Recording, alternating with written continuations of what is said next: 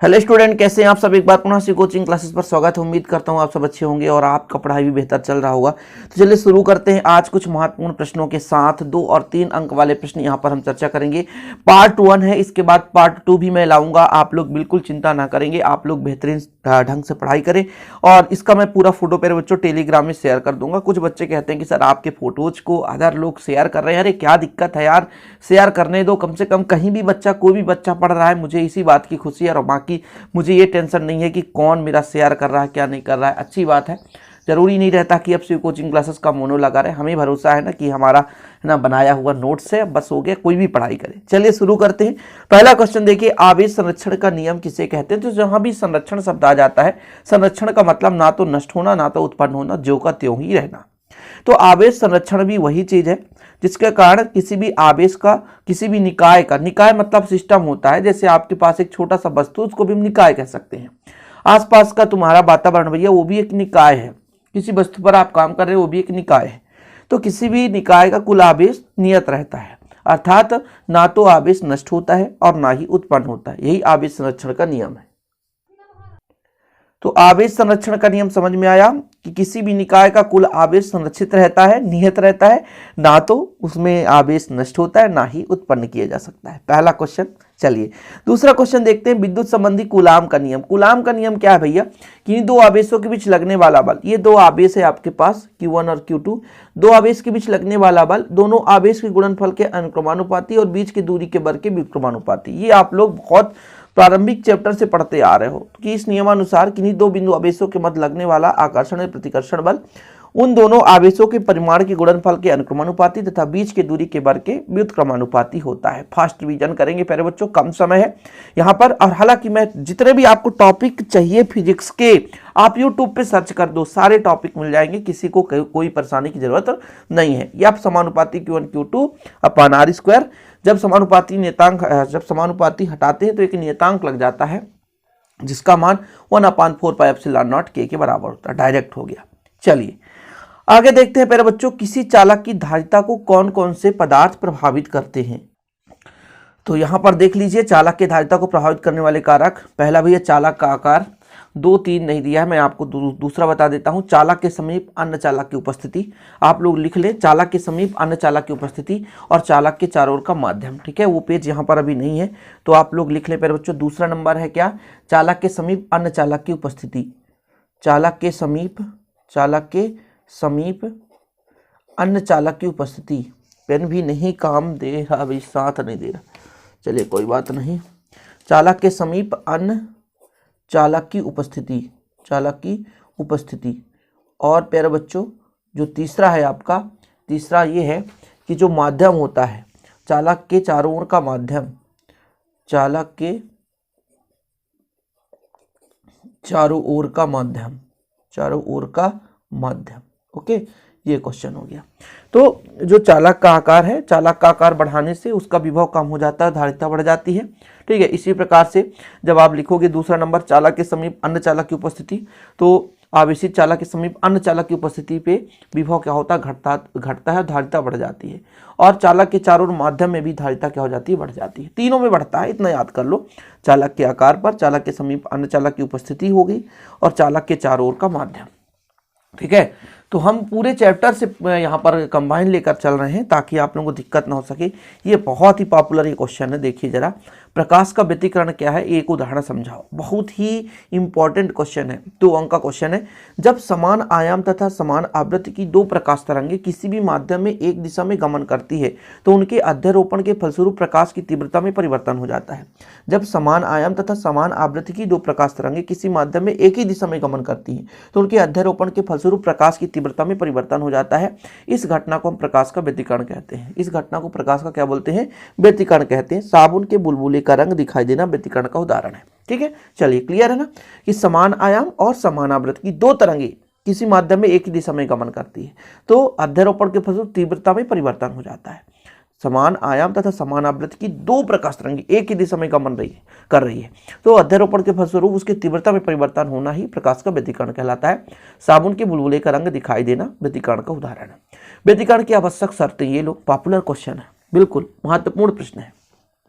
दोनों तरंगों की आवृत्तियां समान होनी चाहिए, दोनों तरंगों के आयाम लगभग समान हो, दोनों तरंगे एक ही दिशा में गमन करें, दोनों स्रोत एक दूसरे के अत्यंत निकट हो और दोनों प्रकाश स्रोत अत्यंत संकीर्ण हो, मतलब पतले हो। यदि दोनों प्रकाश तरंगे ध्रुवित हो तो उनका ध्रुवण अवस्था भी समान होनी चाहिए। ये आपके बिल्कुल पॉपुलर क्वेश्चन है भैया, आवृत्तिकरण की आवश्यक शर्तें बहुत बार पूछा गया है। आप लोग तैयार करते चले, मैं कोशिश यही कर रहा हूँ कि महत्वपूर्ण चीज़ें आपको दूं ताकि आप लोगों को दिक्कत ना हो सके। चलिए अगले क्वेश्चन पर चलते हैं प्यारे बच्चों। अगला क्वेश्चन है यहाँ पर देखिए, कारफलन और देहली आवृत्ति क्या कहलाती है। कारफलन मैं आपको बता दूं, जैसे किसी धातु से इलेक्ट्रॉन निकालना चाहते हैं तो कुछ ऊर्जा व्यय होती है, उस ऊर्जा व्यय में जितना ऊर्जा लगता है उसको क्या बोलते हैं, उसकी देहली ऊर्जा या कारफलन। किसी धातु के अंदर से मुक्त इलेक्ट्रॉन को तल तक लाने में व्यय ऊर्जा को उस धातु का कारफलन कहेंगे। मान लीजिए आप एक चांटा मार दो आपको तो आपके गाल लाल हो जाते हैं, कभी आप प्रैक्टिकल करके देख लेना, यानी इलेक्ट्रॉन जो है वो सतह पर आ गई है ना। तो यही चीज होता है धातु के साथ हम क्या करेंगे भैया, एनर्जी देंगे तो अंदर के इलेक्ट्रॉन उसकी सतह पर आ जाएंगे, निकलने की कोशिश करेंगे, तो जो एनर्जी लगती है उसे क्या बोलते हैं, देहली ऊर्जा कहते हैं। कारफलन किसी धातु विशेष का गुण होता है, विभिन्न धातु के लिए इसका मान भिन्न भिन्न हो सकता है। कारफलन का H0 बराबर Hc/λ0, ठीक है। देहली आवृत्ति, एक आवृत्ति भी निश्चित होती है, जैसे मान लीजिए किसी धातु के तल से इलेक्ट्रॉन निकालना है तो एक निश्चित आवृत्ति की आवश्यकता होती है, तो जिस आवृत्ति पर वो धातु की सतह से इलेक्ट्रॉन उत्सर्जित होता है उसे बोलेंगे देहली आवृत्ति। देहली आवृत्ति है ना, दे है यहाँ पर, देहली है, दहेली नहीं है बोला।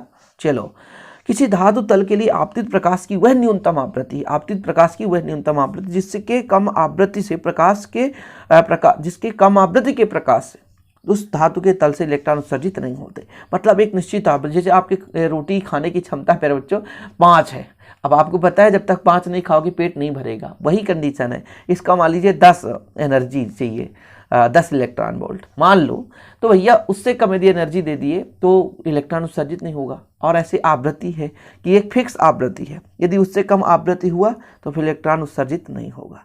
ओके बच्चा लोग, चलिए आगे चलें। प्रकाश विद्युत प्रभाव की व्याख्या करना है। प्रकाश विद्युत प्रभाव, जब प्रकाश किसी सतह पर टकराती है, तो टकराने के कारण वहां से इलेक्ट्रॉन एनर्जी प्राप्त करता है, इलेक्ट्रॉन उत्सर्जित होने लगता है। यह परिघटना प्रकाश विद्युत प्रभाव कहलाता है। किसी पदार्थ पर क्या होती है, परावैंगनिक किरणें या कम तरंगदैर्घ्य का दृश्य प्रकाश डाला जाता है तो उसके सतह से इलेक्ट्रॉन उत्सर्जित होने लगते हैं। यह परिघटना प्रकाश विद्युत प्रभाव कहलाता है। सब 2-2 अंक के क्वेश्चन है, आप लोगों को एक बार पढ़ के जाना है। विकिरण की द्वितीय प्रकृति को स्पष्ट कीजिए। विकिरण कुछ परिघटनाओं में तरंग की तरह व्यवहार करता है और कहीं पर कण की तरह व्यवहार करता है। विकिरण की इस प्रकृति को विकिरण की द्वितीय प्रकृति कहते हैं। तरंग और कण, तरंग की तरह व्यवहार और कण की तरह व्यवहार करना विकिरण की द्वितीय प्रकृति है। चलिए आगे देखते हैं। यहाँ पर टॉप क्वेश्चन देखेंगे प्यारे बच्चों, एम्पियर का परिपथी नियम। एम्पियर का परिपथी नियम क्या है, तो इस नियम अनुसार निर्वात में किसी बंद वक्र के चारों ओर चुंबकीय क्षेत्र का रेखीय समाकलन उस वक्र का घिरी हुई कुल धारा I का μ0 गुना होता है। मतलब एक बंद वक्र है और उसमें हम धारा प्रवाहित करेंगे तो उस पर चुंबकीय क्षेत्र उत्पन्न होगा, उसका रेखीय समाकलन, ये जो आपका रेखीय समाकलन का चिन्ह है ये बंद वक्र के लिए है। B का रेखीय समाकलन धारा का μ0 गुना होता है, यही एम्पियर का परिपथी नियम है। किसी बंद वक्र में धारा प्रवाहित कर रहे हैं, जब धारा प्रवाहित करते हैं तो उसका रेखीय समाकलन करके, देखिए समाकलन का चिन्ह बंद वक्र के लिए B × dl है, कुल धारा का μ0 गुना होता है। यही है एम्पियर का परिपथी नियम। आगे देखो बच्चे लोग, साइक्लोट्रॉन क्या है, किस तथ्य पर आधारित है, सिद्धांत लिखो। 2 अंक के क्वेश्चन कैसे पूछे जाएंगे, 3 अंक के क्वेश्चन कैसे पूछे जाएंगे, वो चीज यहां पर करा रहा हूं। यह एक ऐसी युक्ति है जिसका उपयोग आवेशित कण को त्वरित करने में किया जाता है, अर्थात उसकी ऊर्जा को बढ़ाने के लिए किया जाता है। मतलब साइक्लोट्रॉन क्या है, एक प्रकार की युक्ति है जिसकी सहायता से आवेशित कण को त्वरित करते हैं या उसके ऊर्जा को बढ़ाते हैं, जिसे हम साइक्लोट्रॉन कहते हैं। ठीक है, क्लियर है, समझ गए। आवेशित कण को त्वरित कर रहे होते हैं प्यारे बच्चों या उसकी ऊर्जा को बढ़ाते हैं, उसे बोलते हैं हम साइक्लोट्रॉन। इसके बाद प्यारे बच्चों सिद्धांत क्या है इसका, कि जब किसी धनावेशित कण को उच्च आवृत्ति विद्युत क्षेत्र में प्रबल चुंबकीय क्षेत्र का प्रयोग करते हुए बार बार गति कराई जाती है तो त्वरित हो जाता है तथा पर्याप्त मात्रा में अत्यधिक ऊर्जा प्राप्त कर लेता है। यही साइक्लोट्रॉन का सिद्धांत है। कहने का मतलब किसी भी आपके पास आवेश है, किसी भी आवेश को हम क्या करते हैं, बार बार घुमाते हैं। जिस त्वरण क्या है, उसके वेग में परिवर्तन की दर, तो जितने बार वो त्वरित होगा उसकी ऊर्जा में क्या हो जाएगी, वृद्धि हो जाएगी। ये पूरा साइक्लोट्रॉन का एक बेहतरीन ढंग से मैंने वीडियो बनाया है, बहुत लंबा है प्यारे बच्चों, लेकिन यहाँ पे 2 अंक का क्वेश्चन पूछा गया तो आपसे बनना चाहिए। उम्मीद करता हूँ ये सिद्धांत भी आप समझ गए होंगे। चलिए अगला क्वेश्चन देखते हैं। चल कुंडली धारा मापी की कुंडली एल्यूमिनियम का फ्रेम क्यों लपेटी जाती है? चल कुंडली धारा मापी की कुंडली में एल्यूमिनियम का फ्रेम क्यों लपेटा जाता है, बताओ जरा। ऐसा करने से चुंबकीय क्षेत्र में विक्षेपित होते समय एल्यूमिनियम की फ्रेम में प्रेरित धाराएं उत्पन्न हो जाती है। यह प्रेरित धारा कुंडली की गति का विरोध करती है तथा कुंडली इधर उधर हिले बिना अब विक्षेपित स्थिति में शीघ्र स्थिर हो जाती है। कहने का मतलब जब हम एल्यूमिनियम का फ्रेम धारामापी कुंडली में एल्यूमिनियम के फ्रेम पर ही लपेटा जाता है, इसका कारण क्या है बच्चों, जिस कारण इसमें प्रेरित धारा उत्पन्न हो जाती है। प्रेरित धाराएं कुंडली की गति का विरोध करती है, कुंडली गति करती है उसका विरोध करती है, और यदि हमको उसको स्थित करना है तो इस कारण से कुंडली बिना हिले विक्षेपित हुए अपने स्थिति में क्या हो जाती है, स्थिर हो जाती है। चलिए आगे देखते हैं। अगला क्वेश्चन है आपका, वायु का बुलबुला जल में किस प्रकार व्यवहार करता है? देखो जरा, तो वायु का बुलबुला जल में उत्तल लेंस की तरह व्यवहार करता है क्योंकि इसके दोनों तल उभरे हुए होते हैं। वायु का बुलबुला किस प्रकार से व्यवहार करता है? तो वायु का बुलबुला प्यारे बच्चों उत्तल लेंस की तरह व्यवहार करता है क्योंकि इसके दोनों तल उभरे हुए होते हैं। लेंस के लिए संयुग्मी फोकस को परिभाषित कीजिए। देखिए लेंस के लिए संयुग्मी फोकस, 2 फोकस मतलब एक बिंदु पर रखें तो प्रतिबिंब दूसरे बिंदु पर बने, और यदि दूसरे बिंदु पर वस्तु को रखें तो उसका प्रतिबिंब पहले बिंदु पर बने, वो आपके हो जाएंगे संयुग्मी फोकस। उन 2 बिंदुओं को जिनमें से किसी एक बिंदु पर रखी वस्तु का वास्तविक प्रतिबिंब दूसरे बिंदु पर बनता है संयुग्मी फोकस कहते हैं। कहने का मतलब 2 बिंदु हैं, यदि एक बिंदु पर हम वस्तु को रखें तो प्रतिबिंब दूसरे बिंदु पर बने, या जब दूसरे बिंदु पर वस्तु को रखें तो प्रतिबिंब पहले बिंदु पर बने। इस स्थिति में जो दोनों बिंदु हैं उन्हें हम कहेंगे संयुग्मी फोकस। ओके चलिए, खतरे के सिग्नल लाल होते हैं क्यों, बताओ। कारण क्या है खतरे के सिग्नल लाल बनाए जाते हैं? तो लाल रंग के प्रकाश की तरंगदैर्घ्य सबसे अधिक होती है। तरंगदैर्घ्य सबसे अधिक होती है मतलब बहुत दूरी तक रहता है। तरंगदैर्घ्य अधिक कम का मतलब क्या है बच्चों? देखिए जैसे मान लीजिए कोई तरंग सुरंग गर्त के रूप में चलती है तो ये तरंगदैर्घ्य 2 सुरंग के बीच की तरंगदैर्घ्य कहलाती है, लेकिन कोई ऐसे चल रही है तो फिर ये 2 सुरंगों के बीच का तरंग ये अधिक है, मतलब देखिए ये बिल्कुल दूर तक जाएगा, ये बार बार वहीं पे कंपन करेगा इसलिए वहीं पे रह जाएगा। तो जिसका तरंगदैर्घ्य अधिक होता है तो उसका प्रकीर्णन कम होता है, दूर तक पहुंच पाता है। याद रखिएगा तरंगदैर्घ्य यदि अधिक तो प्रकीर्णन कम, और वो ज़्यादा दूर तक जा सकता है। तो लाल रंग के प्रकाश का तरंगदैर्घ्य सबसे अधिक होता है और लाल रंग का प्रकाश सबसे कम प्रकीर्णित होता है, समझ रहे हैं, दूर तक पहुंच जाता है, इसलिए खतरे के लिए हम लाल सिग्नल का प्रयोग करते हैं। निरोधी विभव संस्तभ विभव को परिभाषित कीजिए। संग्राहक प्लेट का वह ऋणात्मक विभव जिस पर प्रकाश विद्युत धारा का मान 0 होता है निरोधी विभव या संतप्त विभव कहलाता है। छोटे छोटे क्वेश्चन है, बिल्कुल आप लोग तैयार कर लेना, एक भी क्वेश्चन आपको मिस नहीं करना है प्यारे बच्चों। चलिए आगे देखते हैं अगला क्वेश्चन। एलईडी क्या है? लाइट इमिटिंग डायोड का संक्षिप्त रूप एलईडी है। यह एक पीएन संधि है जो अग्र अभिनत अथवा प्रयुक्त करने पर संधि स्थल से प्रकाश का उत्सर्जन होता है। अग्र अभिनत क्या होता है? पीएन संधि डायोड होता है प्यारे बच्चों। जब पी का संबंध किसी सेल या बैटरी के धनात्मक सिरे से कर देते हैं उसे अग्र अभिनत कहते हैं। आपके पास पीएन संधि डायोड है, पीएन संधि डायोड का पी वाला भाग यदि धनात्मक सिरे से जुड़ा रहता है तो उसे अग्र अभिनत कहते हैं। तो एलईडी का पूरा नाम यदि ऑब्जेक्टिव में आ जाए तो लाइट इमिटिंग डायोड है। क्या है? लाइट इमिटिंग डायोड है, इसका संक्षिप्त रूप है एलईडी। यह एक ऐसी पीएन संधि है जो अग्र अभिनत अथवा अग्र अभिनत के रूप में प्रयुक्त किया जाता है, जिसके सतह से प्रकाश उत्सर्जित होता है। चलिए लॉजिक गेट क्या है? तो एक प्रकार का परिपथ है। लॉजिक गेट डिजिटल परिपथ है जो निवेशी और निर्गत वोल्टेज के मध्य एक निश्चित तार्किक संबंध का पालन करता है, एक निश्चित नियमों का पालन करता है। परिपथ ही गेट है। परिपथ ही क्या है? गेट। सर्वात्रिक गेट किसे कहते हैं पर बच्चों? नार गेट और एंड गेट को सर्वात्रिक गेट कहते हैं। नार गेट और नैंड। नार जो है नाट और आर से मिलकर बना होता है और नैंड जो है नाट और एंड से मिलकर बना होता है। तो नार गेट और नैंड गेट इन दोनों का मिश्रण ही क्या कहलाता है? मतलब ये दोनों गेट सर्वात्रिक गेट कहलाते हैं, क्योंकि केवल एक प्रकार के कई गेटों को इस प्रकार संयोजित किया जा सकता है कि संयोजन अन्य गेट के तुल्य कार्य करे। कुल मिलाकर के इन गेटों को हम संयोजित करके अन्य प्रकार के गेट का निर्माण कर सकते हैं। पीएन संधि डायोड क्या है? पीएन संधि डायोड क्या है, अगला क्वेश्चन हमारा पीएन संधि डायोड। देखो पी प्रकार के अर्धचालक को और एन प्रकार के अर्धचालक को जब मिला देते हैं तो पीएन संधि डायोड बन जाता है, सिंपल है। यानी आधा भाग पी का रहता है और आधा भाग एन प्रकार का रहता है, मतलब दो प्रकार के अर्धचालक। अब कहोगे पी प्रकार का अर्धचालक क्या है और एन प्रकार का अर्धचालक, तो पी प्रकार का अर्धचालक मेरे बच्चों 14वें समूह के तत्व मान लीजिए, 14वां समूह, उसमें 15 का एक कोई तत्व मिला दो, या 15वें समूह में 14 का मिला दो, तो हमारा पी प्रकार का बन जाता है। लेकिन एन प्रकार का क्या है, सॉरी हमने उल्टा कर दिया, 14 में यदि 13 को मिलाओ, 14वें समूह के तत्वों में यदि 13 समूह के तत्वों को मिला दो तो हमारा वो पी प्रकार का बनता है। और एन प्रकार का जो बनता है वो आपका प्यारे बच्चों 14वें समूह में 15वें समूह के तत्व को मिलाने से एन प्रकार का अर्धचालक बनता है। फिर इन दोनों को जब मिला देते हैं, जो अर्धचालक मिलते हैं पी प्रकार का एन प्रकार का, तो इनको मिलाने से एक प्रकार की संधि बन जाती है जिसे पीएन संधि डायोड कहते हैं। ठीक है, चलिए अगले क्वेश्चन पर चलें। अगला क्वेश्चन है प्यारे बच्चों आपका व्यतिकरण और विवर्तन में अंतर। ये लो भैया, इसको लिख लो आप लोग। इस घटना के लिए 2 स्लिट होना चाहिए और यह एक ही स्लिट के विभिन्न भागों में होने वाली घटना है। विवर्तन, व्यतिकरण के लिए 2 स्लिट होना चाहिए, विवर्तन में एक ही स्लिट काफी है। इसमें सभी दीप्त बेंडों की तीव्रता एक समान होती है। इसमें केंद्रीय उच्चिष्ट की तीव्रता अधिकतम और आगे आने वाली क्रमिक द्वितीयक उच्चिष्टों की तीव्रता कम हो जाती है। व्यतिकरण में एक ही व्यतिकरण प्रतिरूप पर प्राप्त होने वाली सभी फ्रिंजों की चौड़ाई लगभग क्या होती है, बराबर होती है।